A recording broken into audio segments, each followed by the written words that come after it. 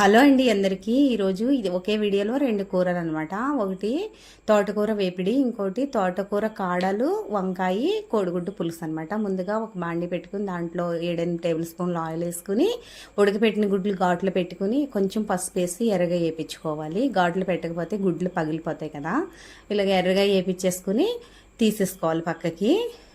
అదే ఆయిల్లో కరివేపాకు, ఉల్లిపాయ, పచ్చిమిరపకాయలు కూడా వేసి ఎర్రగా ఏగనివ్వాలి. పక్కన ఇంకొక బాండీ పెట్టుకుని దాంట్లో 3 టేబుల్ స్పూన్లు ఆయిల్ వేసుకుని పోపు దినుసులన్నీ వేసేసి కొంచెం ఎర్రగా వేగిన తర్వాత ఉప్పు నీటిలో కడిగిన ఎర్ర తోటకూర కూడా వేసేసి మగ్గ పెట్టేసుకోవాలి.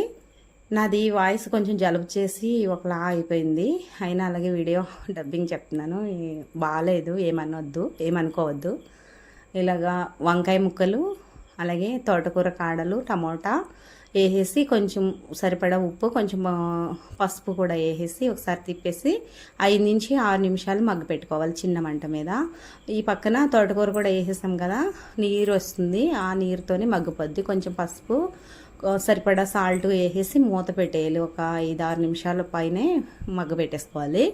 ఇది కొంచెం మగ్గిన చూడండి. వంకాయ మగ్గిన తర్వాత కారము వేసేసి గుడ్లు కూడా కొంచెం కారం వేసిన తర్వాత ఒక మూత పెట్టి ఒక 2 నిమిషాలు మగ్గిన తర్వాత నీళ్ళు వేసుకోవాలి. అలాగైతే టేస్ట్ బాగుంటుంది.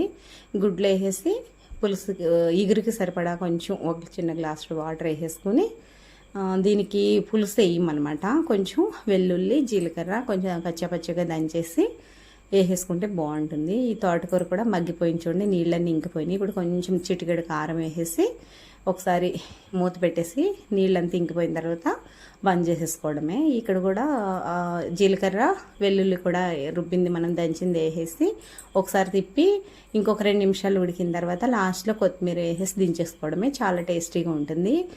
తోటకూర కాడలతో ఇలా చేయండి, పాతకాలపు వంట ఇది కూడా చాలా బాగుంటుంది. ఒకసారి ట్రై చేయండి. మన ఛానల్ని సబ్స్క్రైబ్ చేసి లైక్ చేయడం అసలు మర్చిపోవద్దు. ప్లీజ్ సపోర్ట్ చేయండి.